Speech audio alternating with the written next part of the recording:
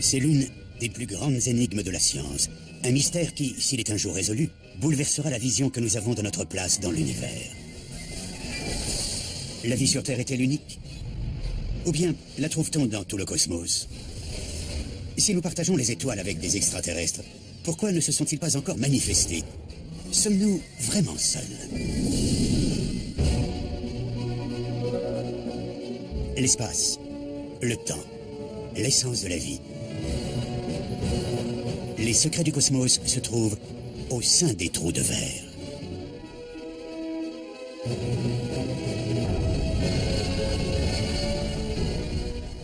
Nous avons tous déjà levé les yeux pour regarder l'immense dôme étoilé, en nous demandant quels êtres ou quelles choses pouvaient bien le peupler. Existe-t-il d'autres formes de vie dans l'univers? Peut-être sur une planète semblable à la nôtre, avec de l'eau et une atmosphère? Ou sur un autre genre d'objet céleste capable d'accueillir une vie extraterrestre?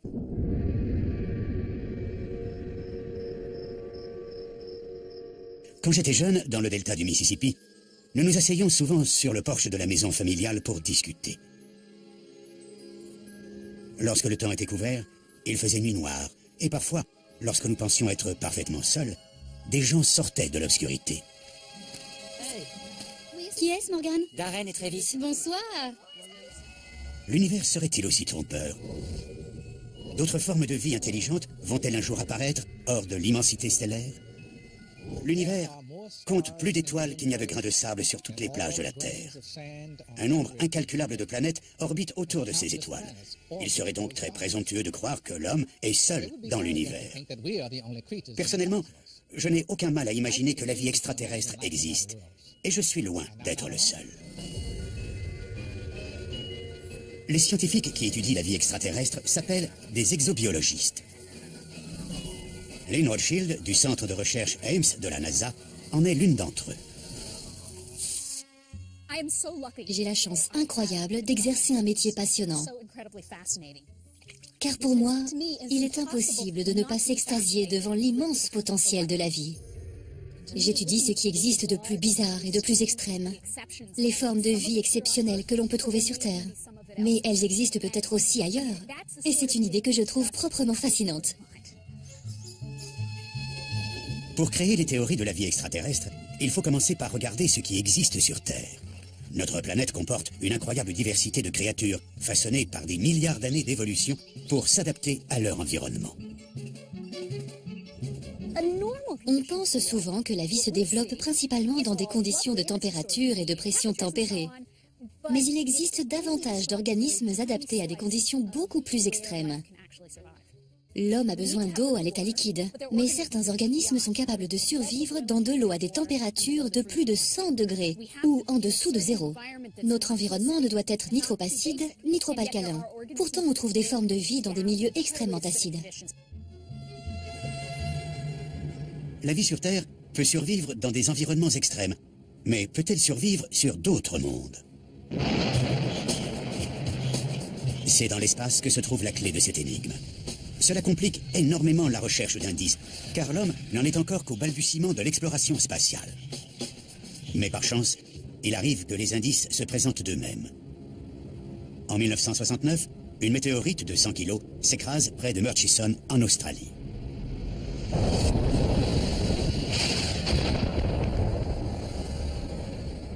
La météorite de Murchison était plus qu'un simple caillou flottant dans le vide sidéral. C'était une fenêtre ouverte sur la vie extraterrestre. Un fragment en est conservé à l'Académie des sciences de Californie. La raison de son attrait, c'est qu'elle est aussi âgée que le système solaire. Pourtant, nous y avons découvert les bases de la vie, des acides aminés et d'autres éléments chimiques qui servent à fabriquer la vie sur Terre. Cela prouve que ces composés organiques existaient dans le système solaire avant l'apparition de la vie sur Terre. La vie est peut-être arrivée sur Terre grâce à une météorite comme celle-ci, et des formes de vie similaires à la nôtre existent peut-être à travers l'univers, disséminées par les météorites jouant le rôle de graines et semant les ingrédients de la vie des planètes fertiles. Quelles conclusions peut-on en tirer pour notre quête de vie extraterrestre? Tout d'abord, si les éléments les plus communs de la vie, tels que nous l'entendons, sont répandus dans tout l'univers, alors la vie sur d'autres planètes ressemble peut-être à celle que l'on trouve sur la Terre. Les films de science-fiction nous montrent toutes sortes de créatures étranges et fantastiques. Mais ce qui nous intéresse avant tout, c'est la composition de ces organismes. La vie sur Terre est basée sur la chimie du carbone, ou chimie organique, qui semble être le fondement de toute vie. Ces mêmes éléments se trouvent également dans le milieu interstellaire. Notre composante secondaire, c'est l'eau. On trouve de l'eau dans tout l'univers. Ce qui nous pousse à penser que sur le plan de la biochimie, la vie extraterrestre serait très semblable à celle de notre planète. Mais les extraterrestres ne ressembleraient pas forcément à l'homme. La vie évolue selon son environnement. L'un des facteurs majeurs qui pourrait influer sur l'aspect de la vie sur une autre planète, surtout dans le cas des formes de vie macroscopiques telles que l'homme, ce serait la pesanteur. Sur Terre, l'évolution s'est faite selon une valeur de 1G. Mais si nous vivions sur une planète où la pesanteur serait de 2 ou de 5G, nous aurions des jambes plus épaisses et plus solides pour supporter notre poids. Peut-être serions-nous même complètement aplatis contre le sol, parce que nous ne pourrions plus soutenir le moindre poids. À l'inverse, si nous vivions sur une planète où la pesanteur ne serait que d'un demi-G, nous serions peut-être plus grands et minces, un peu comme les créateurs du monde d'Avatar. Bref, nous serions différents de ce que nous sommes aujourd'hui. Nous ne prêtons généralement aucune attention à la pesanteur, mais elle joue pourtant un rôle décisif dans l'aspect de la vie. S'il existe vraiment des formes de vie extraterrestres, il doit être extrêmement difficile de les trouver. Les exobiologistes travaillent comme des policiers à qui l'accès de la scène de crime serait interdit. Ils sont limités par notre technologie qui parvient tout juste à envoyer une sonde sur les planètes les plus proches de la nôtre. Ces sondes nous indiquent que la Terre est le seul monde du système solaire à abriter des formes de vie intelligentes, ce qui ne signifie pas pour autant que nous sommes seuls. La NASA pense qu'il y a des espoirs solides de découvrir un jour des formes de vie simples sur une ou plusieurs de nos voisines. Il est envisageable que des microbes vivent dans le sol de Mars ou dans la haute atmosphère de Vénus. D'étranges créatures nagent peut-être dans les eaux glacées de certaines lunes de Saturne.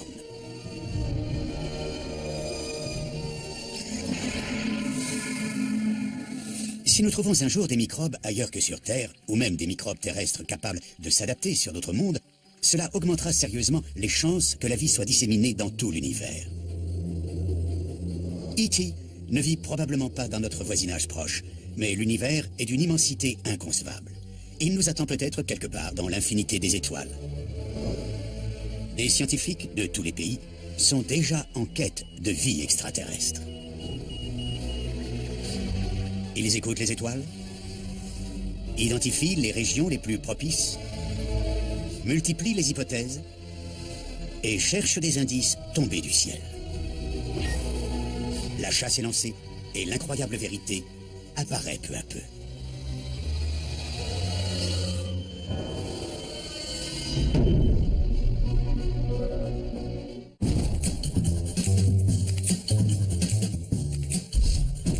Nous n'avons aucune preuve que nous ne sommes pas la seule forme de vie intelligente dans l'univers. Mais pour beaucoup de scientifiques, la vie extraterrestre existe, preuve ou pas preuve. Peut-être des extraterrestres nous observent-ils à l'heure où je vous parle. Peut-être nous ont-ils envoyé un message. Ou peut-être n'ont-ils pas la moindre idée de notre existence. Et se croient-ils seuls, eux aussi. Nous ne saurons jamais la vérité, sauf si nous tendons l'oreille. C'est ce qui se fait depuis un demi-siècle à l'Institut SETI, le projet de recherche de vie extraterrestre. Le SETI scrute le ciel à l'aide de radiotélescopes dans l'espoir de capter des transmissions extraterrestres. Le programme a pour but de mettre E.T. sur écoute, mais sans disposer de son numéro de téléphone. Tout comme la CIA cherche à intercepter les communications des terroristes, le SETI écoute le moindre bruit du ciel. C'est une tâche d'une ampleur titanesque. Pour commencer, comment faire la différence entre un bruit spatial naturel et un signal intelligent envoyé par des êtres d'une autre planète? Le docteur Gilles Tarter est à la tête du SETI. Si vous voulez écouter le cosmos, il vous suffit de prendre un poste de radio analogique et de naviguer entre les stations. Vous entendez ces interférences? 10% de ce bruit provient de l'espace. C'est le rayonnement synchrotron de la Voie lactée. Cela fait maintenant 50 ans que le SETI tente de régler le récepteur de la radio cosmique. La plupart du temps, il ne capte rien. Très rarement, il se passe quelque chose de fascinant. En 1977, un astronome intercepte un signal en provenance de la constellation du Sagittaire. Il dure 72 secondes, soit le temps durant lequel le radiotélescope reste pointé sur lui. Lors de l'analyse ultérieure des données, le chercheur encercle le signal et la note d'un gros « wow » en rouge. Il a tout l'aspect d'un signal artificiel correspondant à ce que l'on pourrait attendre d'une civilisation extraterrestre. Mais le signal « wow » ne s'est jamais reproduit. Les astronomes sont maintes fois retournés vers cette région de l'espace en espérant le capter à nouveau, mais en vain. Aujourd'hui encore, personne ne peut expliquer ce qu'il s'est produit ce jour-là. En 1997, 20 ans après le signal WOW, le SETI détecte un autre signal en provenance de l'espace. Gill Tarter était présente ce jour-là. À 6 heures du matin, dans un observatoire de Virginie occidentale, Gill et son équipe interceptent un son étrange, émis depuis la constellation de la Baleine. Le signal est apparu à l'aube à l'Observatoire national de radioastronomie de Greenbank, où nous utilisons un télescope de 43 mètres. J'étais moi-même au télescope lorsque nous avons détecté un signal, de toute évidence artificiel. Ce n'était pas un son unique sur la bande radio. C'était une somme de différents signaux très serrés et séparés par le même intervalle de fréquence. Cela n'avait rien de naturel. Après des années d'écoute et autant d'années de silence, Gill se dit que le grand jour est peut-être arrivé. Je ne tenais plus en place. Je devais finir ma nuit d'observation à 8 heures ce matin-là et reprendre l'avion pour rentrer chez moi. Mais lorsque le signal est apparu à 6 heures, il n'était plus question que je quitte l'observatoire. Gill lance une série de tests pour vérifier si le signal est naturel, d'origine humaine ou d'origine extraterrestre. Nous avons décalé le télescope de l'étoile que nous pointions et le signal a disparu. Lorsque nous l'avons pointé à nouveau sur l'étoile, le signal est revenu. Je me suis alors demandé si nous avions déjà observé ce phénomène. Mais j'étais dans un tel état d'excitation que lorsque j'ai regardé les données, je n'ai pas vu que ce que je cherchais s'y trouvait déjà. Nous avions déjà plusieurs fois détecté ce signal, à ce même intervalle de fréquence. En fait, il ne venait pas de la direction dans laquelle nous pointions le télescope, mais d'un lobe latéral. Gill et ses collègues ont commis une erreur. Le signal détecté n'est pas émis par des extraterrestres, mais par une sonde artificielle en orbite solaire, la sonde SOHO.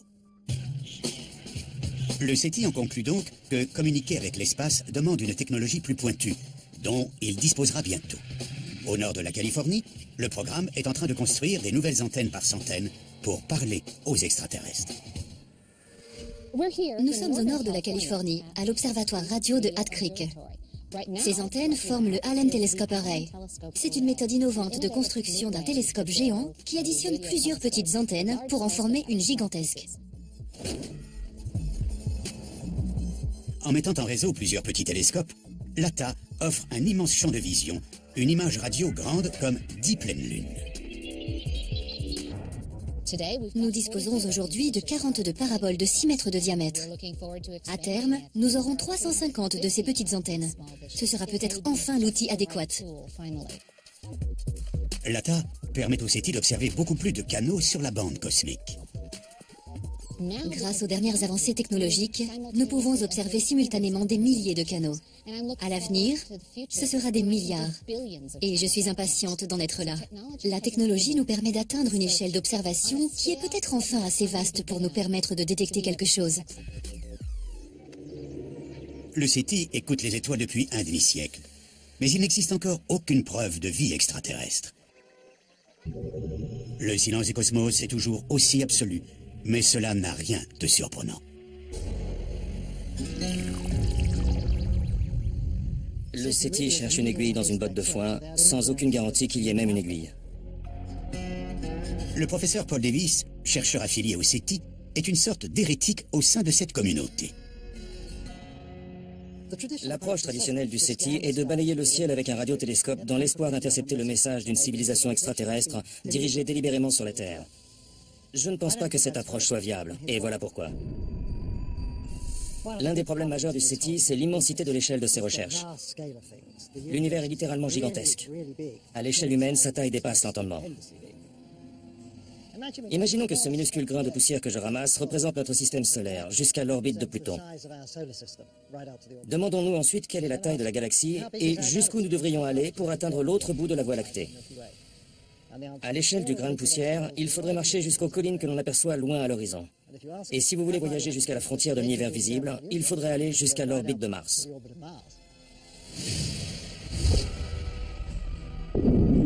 On dit souvent que puisque nos signaux de radio et de télévision se propagent dans l'espace depuis maintenant plus de 80 ans, les extraterrestres auraient dû se rendre compte de notre présence et nous envoyer un message.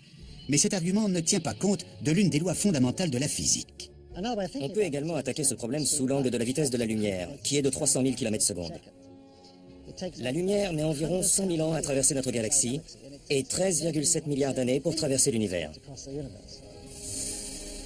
Les premiers signaux radio que nous avons émis il y a environ 100 ans n'ont encore parcouru qu'une distance absolument dérisoire. Supposons qu'il existe une civilisation à 1000 années-lumière de nous, ce qui serait très proche, même selon les critères optimistes du SETI. Dans ce cas, cette civilisation ne voit pas la Terre d'aujourd'hui, mais la Terre d'il y a 1000 ans.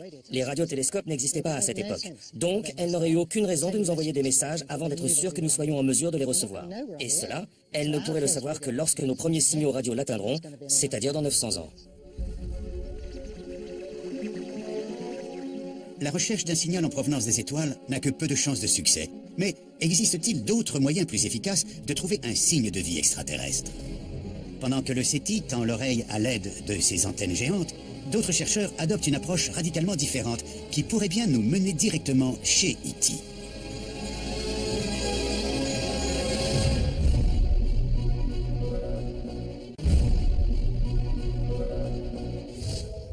Pour tenter de trouver une autre forme de vie intelligente dans l'univers, le SETI a choisi d'écouter les étoiles. Mais il existe d'autres manières de traquer les extraterrestres. L'astronome Jeff Marcy scrute le ciel à la recherche de planètes susceptibles d'abriter la vie. Pendant de nombreuses années, on l'a pris pour un doux illuminé. Lorsque je disais à mes collègues que je cherchais des exoplanètes, ils fixaient leurs chaussures et semblaient gênés pour moi. Pour eux, cela équivalait à chercher la trace de fées ou celle d'extraterrestres dans les pyramides. C'est difficile à croire, mais la preuve qu'il existe des planètes ailleurs que dans notre système solaire n'a été faite que très récemment. Aucun satellite, terrestre ou spatial, n'était assez puissant pour repérer des corps plus petits qu'une étoile. La raison en est simple. Les planètes ne brillent pas. Elles ne reflètent pas beaucoup de la lumière de leur étoile. Elles sont aussi sombres que des grains de poussière flottant dans le vide spatial. On pensait qu'il ne serait jamais possible de les détecter. Mais Jeff Marcy n'en démord pas. Au risque de se ridiculiser aux yeux de la communauté scientifique, il est déterminé à trouver le moyen de détecter des mondes extrasolaires, ce qu'il finit par faire avec succès. En effet, si les exoplanètes sont invisibles à nos yeux, elles ne peuvent pas se cacher à ceux des étoiles autour desquelles elles orbitent, ce que les astronomes appellent l'étoile mère. Trouver une planète est en fait très simple. On observe l'étoile mère, représentée par ma tête, tandis que la planète, ici une balle de tennis, orbite autour de l'étoile et exerce sur elle une attraction gravitationnelle. L'étoile oscille donc sous l'effet de la planète. Et c'est cette perturbation que nous essayons d'observer grâce à nos satellites terrestres. Même si on ne voit pas la planète en elle-même, on peut observer les variations de vitesse de l'étoile. C'est difficile à voir directement, et on utilise pour cela l'effet Doppler. Lorsque l'étoile approche, les ondes lumineuses qu'elle émet en direction de la Terre subissent une compression. Et quand l'étoile s'éloigne, à l'inverse, les ondes lumineuses s'allongent.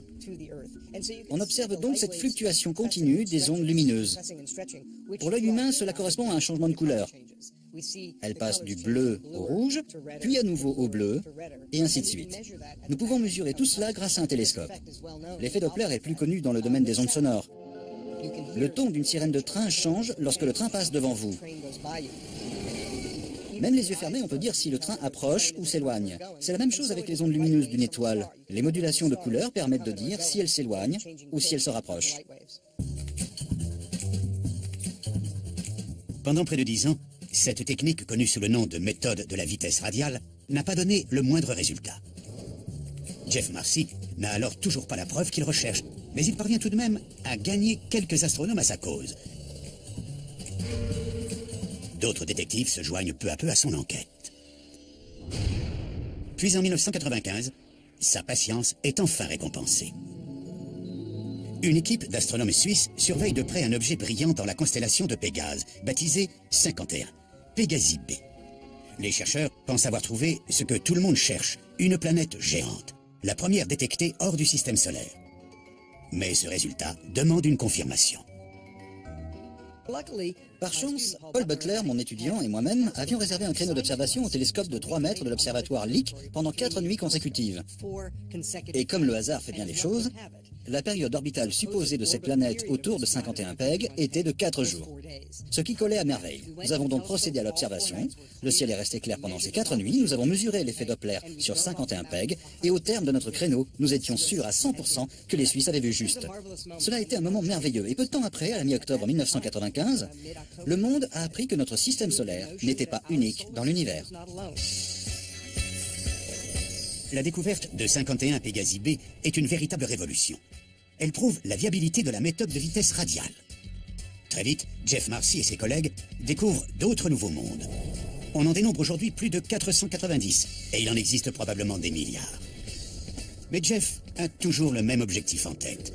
Il veut trouver des planètes ressemblant à la Terre, orbitant dans la zone habitable de leur étoile, une bande confortable où il ne fait ni trop chaud ni trop froid, des mondes pouvant potentiellement abriter des formes de vie. Les planètes dans cette zone habitable disposeront peut-être d'un ingrédient capital pour la vie, tel que nous la connaissons. Si l'on retire l'eau de n'importe quel organisme de la Terre, on se retrouve avec des acides aminés, des protéines, des acides nucléiques, de la graisse, le tout sous forme de poudre. Mais sous cette forme, rien ne fonctionne. La vie ne se crée pas. Il faut un liquide, une substance dans laquelle dissoudre ces éléments. Sur Terre, toutes les formes de vie dépendent de l'eau à l'état liquide. C'est pour cette raison que la présence d'eau liquide est la première des conditions pour la recherche de la vie. Mais il n'est pas facile de trouver une planète habitable. Les planètes, comme la Terre, sont de petite taille et brillent des milliards de fois moins que leur étoile mère, ce qui les rend difficiles à détecter. De même, les infimes variations de luminosité d'une étoile sont très ardues à observer. Imaginons maintenant une planète plus petite. Ma tête représente toujours l'étoile mère, et pendant que la planète orbite autour de cette étoile, sa masse est si faible que son attraction gravitationnelle n'a quasiment aucun effet. C'est pour cela que la détection de planètes de la taille de la Terre est difficile. Sans modifier son angle de recherche, Jeff Marcy est passé du statut d'excentrique à celui de vedette de sa discipline. Il n'est pas du genre à reculer devant un défi, quelle que soit sa taille. Il a l'intention de passer l'espace au peigne fin, région par région, à la recherche d'étoiles similaires à notre Soleil, en profitant des fruits de notre technologie en constante évolution. Nous sommes à la veille de pouvoir répondre à une question qu'on se posait déjà pendant l'Antiquité, et très certainement bien avant cela. Ce sera un grand tournant de l'histoire de l'humanité, et il est aujourd'hui à notre portée grâce au télescope, à l'informatique, aux détecteurs de lumière. Tout cela va nous permettre de répondre à une question que l'homme se pose depuis la nuit des temps.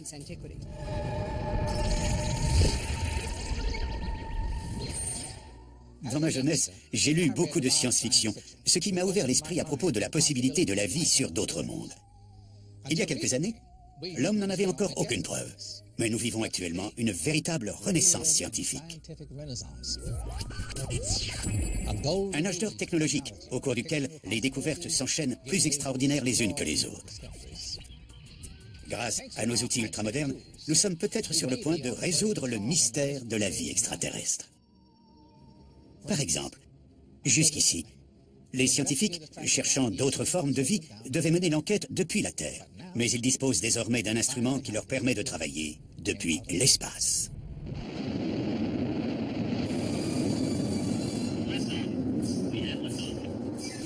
Le 6 mars 2009, la NASA met sur orbite le télescope Kepler. Il s'agit du premier satellite entièrement dédié à la recherche d'exoplanètes. Les astronomes espèrent que parmi toutes les planètes qu'il découvrira, quelques-unes seront à peu près semblables à la Terre en termes de taille et d'atmosphère. De telles planètes pourraient abriter la vie. William Borucki dirige l'équipe scientifique de la mission Kepler. Il travaille sur ce projet depuis 25 ans. Je m'intéresse à l'exploration spatiale depuis mon plus jeune âge. Lors des pluies d'étoiles filantes, je m'allongeais sur le toit de notre garage et je prenais des photos. Je réalise donc mon rêve en travaillant pour la NASA et en participant à une mission dont le but est de nous aider à comprendre ce qui se trouve dans l'univers. La beauté de Kepler tient à la simplicité de son fonctionnement. Il cherche des planètes en mesurant la quantité de lumière qu'elles bloquent en passant devant son Soleil. C'est ce qu'on appelle la méthode du transit. C'est le même phénomène qui est en œuvre durant une éclipse de Lune ou de Soleil, lorsque la lumière solaire est bloquée par l'ombre de la Terre ou de la Lune. Nul besoin de télescope pour l'observer, mais détecter le transit d'une planète de la taille de la Terre est beaucoup plus ardu. Un transit de taille terrestre est minuscule. Cela équivaut à voir une puce passer devant un phare de voiture à très longue distance. Mais une fois qu'on en a trouvé un, on peut le mesurer avec la plus grande précision. Kepler mesure ces infimes différences de luminosité. Ces minuscules variations lui indiquent la position des planètes.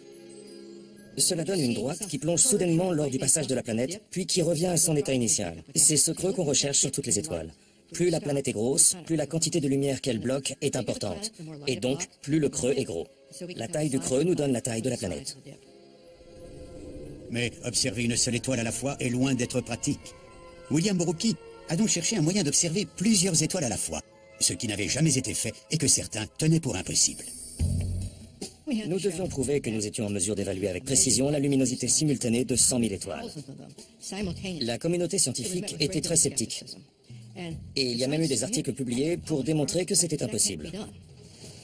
Il nous a donc fallu un peu de temps pour prouver la viabilité de notre méthode, qu'il était possible de fabriquer un télescope avec énormément de pixels, capable de mesurer toutes ces étoiles simultanément, et ensuite d'analyser chaque étoile une par une à la recherche d'un transit planétaire. Kepler réalise tout cela avec une précision étonnante. En gros, c'est un énorme appareil photo qui tourne dans l'espace, en orbite non pas de la Terre, mais du Soleil. Il peut par exemple observer un groupe d'étoiles des constellations du Cygne et de la Lyre, soit 150 000 étoiles d'un seul coup, et les mesurer toutes les 6 secondes. Lorsque Kepler détecte une planète, on peut alors calculer la durée de son orbite, ainsi que sa masse et sa température de surface. Jeff Marcy, qui fait partie de l'équipe scientifique du projet, pense que Kepler est un grand pas fait en direction de la découverte de vie extraterrestre. Je pense que d'ici 1 ou 2 ans, nous découvrirons les premières planètes de la taille, de la masse, voire de la température de la Terre, ce qui les rendrait habitables. Je crois que l'un des grands objectifs scientifiques de ces 10 ou 20 prochaines années est la construction d'un instrument de détection de planètes telluriques capable de prendre des photos de ces corps et d'évaluer si elles sont habitables, et bien sûr, si elles abritent déjà la vie. Le but n'est autre que de découvrir s'il existe d'autres terres en grand nombre. Si c'est le cas, la vie y est probablement déjà fermement ancrée. Mais si nous ne trouvons rien, l'espoir d'un futur Star Trek s'effondre. Nous n'aurons nulle part où aller. Les avancées technologiques nous rapprochent à chaque instant de cette découverte.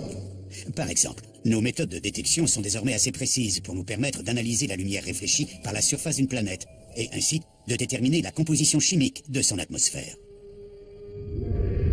Grâce à cette nouvelle capacité, nous pouvons commencer à chercher les traces qu'une civilisation extraterrestre aurait pu laisser dans l'atmosphère de sa planète.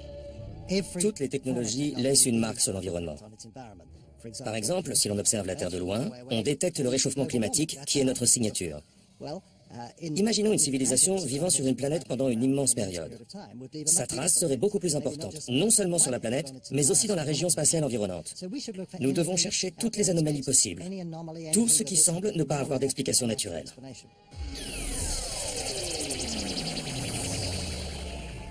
Nous découvrons chaque jour de nouvelles planètes, mais jusqu'ici, rien qui permette d'envisager une vie extraterrestre. Mais peut-être ne cherchons-nous pas ce qu'il faut là où il le faut. Peut-être les extraterrestres ne ressemblent-ils en rien aux créatures que nous imaginons.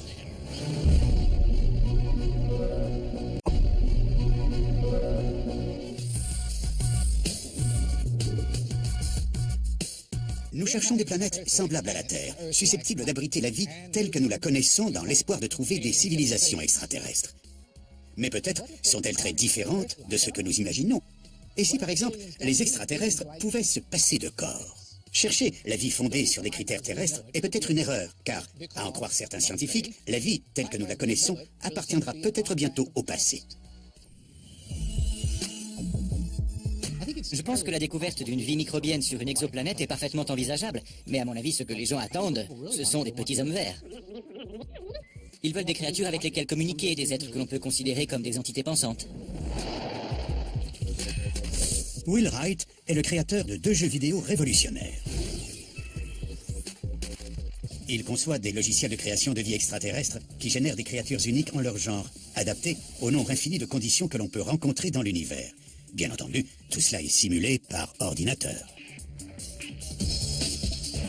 Selon Wright, la vie sur Terre est en train de connaître des changements radicaux. Une nouvelle forme de vie serait en train de prendre forme, mi-humaine, mi-artificielle.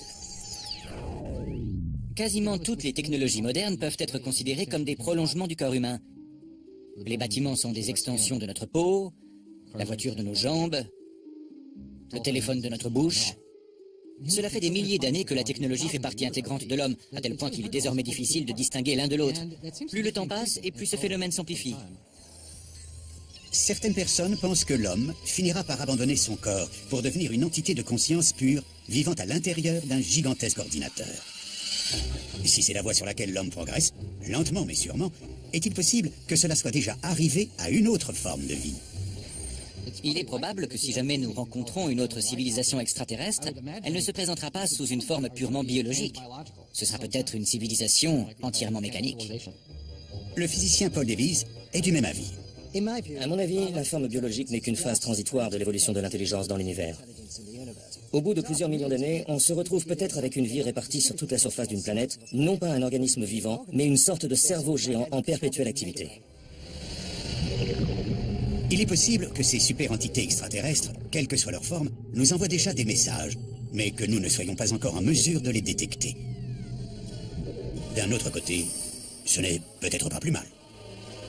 Il est possible que ces civilisations extraterrestres aient des intentions très différentes de ce que nous croyons, et que si elles entrent en contact avec nous, ce ne sera pas simplement pour faire connaissance. Ou peut-être l'univers est-il hostile. Il existe une multitude de scénarios de science-fiction partant de cette idée. Nous lançons un appel dans le vide et cela déclenche notre anéantissement. Les civilisations qui tentent de contacter le reste de l'univers sont les premières à être détruites, ce qui expliquerait pourquoi personne ne cherche à communiquer. Les extraterrestres ne sont peut-être pas très amicaux. D'un autre côté, peut-être ne nous trouvent-ils pas tout simplement dignes d'intérêt, surtout si ce sont des méga-cerveaux vieux de plusieurs millions d'années. Je pense qu'il est très improbable qu'une super-intelligence, le fruit de millions d'années d'évolution, trouve beaucoup d'intérêt à traverser l'univers. Elle aurait depuis longtemps envoyé des sondes et récolté toutes les données dont elle aurait eu besoin. À mon avis, il est beaucoup plus probable que des entités aussi anciennes ont amassé une telle puissance intellectuelle qu'elles se sont repliées dans une sorte de cyberespace intérieur et qu'elles ont perdu tout intérêt pour ce qui les entoure, tant que quelqu'un assure la maintenance de ce méga-cerveau et le protège contre les dangers extérieurs comme les impacts d'astéroïdes. Je ne pense pas qu'une telle civilisation soit très mobile. Il existe une possibilité encore plus déprimante. Qu'il ait existé une autre forme de vie intelligente dans l'univers, mais qu'elle ait disparu depuis longtemps. La recherche du SETI a commencé il y a 50 ans, et tout ce qu'on a trouvé pour l'instant, c'est un grand silence. Je dirais même un silence angoissant, car beaucoup de gens pensent qu'il devrait exister d'autres civilisations dans l'univers. Si c'est bien le cas, ce silence ne présage rien de bon. Peut-être est-ce parce que ces civilisations ont déjà toutes disparu. Elles se sont anéanties mutuellement, ou bien elles ont connu un destin atroce. S'il n'y a que du silence, c'est peut-être de mauvais augure pour l'avenir de l'humanité. Tout ceci nous ramène au point de départ, qui est une question on ne peut plus simple. Y a-t-il d'autres formes de vie dans l'univers? Tout à fait, il y en a forcément. Je suis même prêt à aller encore plus loin et à dire qu'il existe une vie intelligente et technologique quelque part. Quand on fait le compte de toutes les étoiles du ciel, les milliards ou milliers de milliards de terres potentielles font que la probabilité de la vie extraterrestre est gigantesque. Même si la vie n'apparaît qu'une fois sur 1 million ou sur 1 milliard, les possibilités sont tout simplement trop nombreuses pour que nous soyons seuls dans l'univers. Nous n'avons aucune preuve d'aucune sorte que la vie existe ailleurs que sur Terre, et a fortiori, aucune vie intelligente. Personnellement, j'attends de voir. Je reste sceptique tant que rien n'aura été prouvé. Qu'est-ce que c'est? J'aurais beaucoup de mal à admettre que la réponse soit négative. Si cela arrivait, ce serait une découverte incroyable. Cela nous fait comprendre à quel point nous sommes rares, et que la vie intelligente n'est absolument pas un élément standard de l'univers. Cela nous forcerait à endosser une immense responsabilité. Tout d'un coup, la Terre, l'homme et l'intelligence prendraient une valeur incroyable. Notre quête de la vie extraterrestre a débuté il y a maintenant 50 ans. Mais il faut garder à l'esprit que l'univers est extrêmement vaste et que nous commençons à peine à en découvrir les mystères. Si vous plongez un verre dans la mer pour le remplir d'eau et que vous ne remontez pas de poissons, qu'est-ce que vous en concluez? Que l'océan ne contient pas de poissons? Ou bien que l'océan est immense et que votre verre ne vous a permis d'en étudier qu'une toute petite portion? 50 années d'exploration de l'océan cosmique, ce n'est rien du tout. Nous n'avons pas encore vraiment cherché. C'est à peine si nous avons commencé. Nous devons pousser les recherches bien plus loin avant d'en tirer la moindre conclusion.